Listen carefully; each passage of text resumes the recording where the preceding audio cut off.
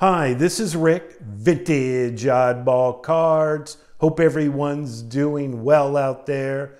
Well, I have a very short video. I don't know, very short, but pretty short because I'm only going to show you two cards and get back to showing you a photo of the day. Now, before I show these two cards, John Mangini in the past year or two, in some of his videos, has been, making fun of me, telling me, hey, he's gonna nunchuck me if I don't go live. He's showing cards that I don't have in my collection. So I thought, you know what? I'm gonna get back with him. I'm gonna show you two cards that John would trade his entire collection for. Okay, that's probably a little bit over the top, but definitely trade his nunchucks for. So John, get ready. Now, this first card I'm going to show you is actually rare. Not John Mangini rare, but actually rare. Because it's only been graded 14 times by PSA. And I'm sure there's more out there of this card, but not too much more. Because I don't see these cards very often at all. This might come up in auction once a year, once every few years. And what it is a strip card. It's a 1922 W573 of the Babe. And you can see this card does not have any creases in it. Just a beautiful, beautiful, the registration is fantastic. The problem why it was graded authentic is, one, it's a strip card, but two, is it wasn't cut properly. Whoever cut it, a kid or whatever, didn't do a very good job here at the top. Being a strip card, this was in a strip of 10 cards, vertical strip. So you can imagine just to have this in any kind of condition is crazy, because this strip would be, as you can imagine, fairly long.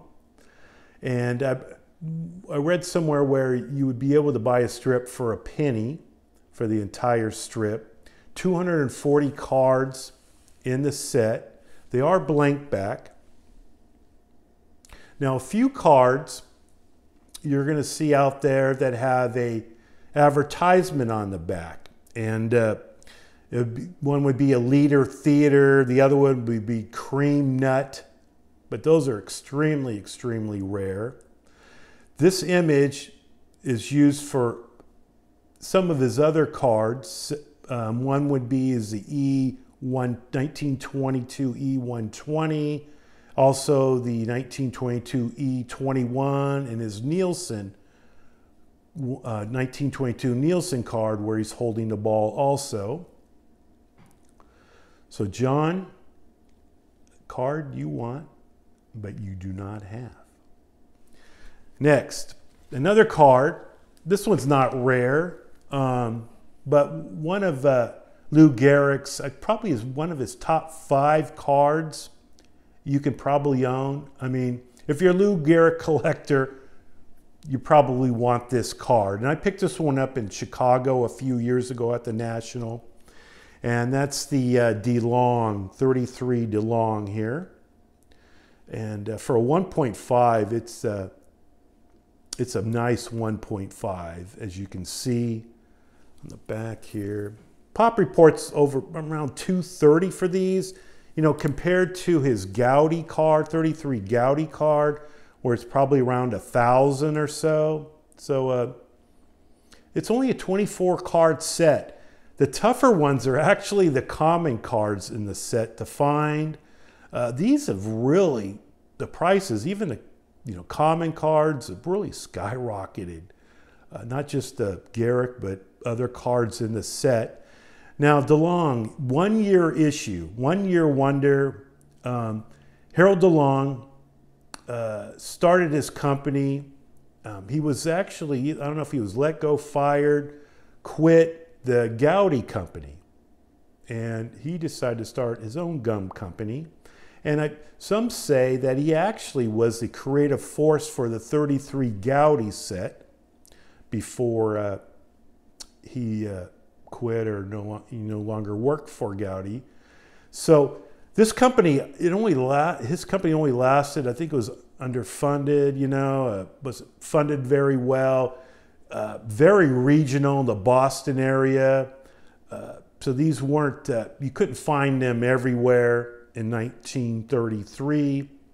But hey, Lou Gehrig, John, another card you wish you had. Now, photo of the day. I showed this photo. The only time I've shown this photo is on John Mangini's live stream. And really cool stuff here. This is a double-weighted large photo of Cap Anson, the great player Cap Anson. Obviously, this is a 1911 photo. So obviously, I don't know, I should have researched exactly when he retired. But he played like 27 straight years. One of the great superstars, first great superstars in baseball, first baseman, Chicago White Stockings.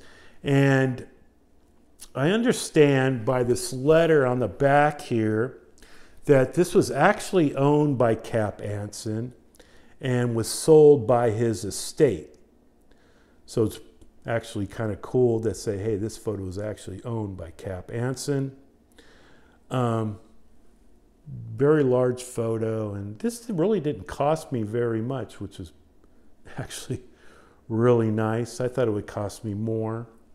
So I don't have a card of Cap Anson, but I do have a photo of his. So lastly, John, many of you know, we're good friends, John and I. We text back and forth daily.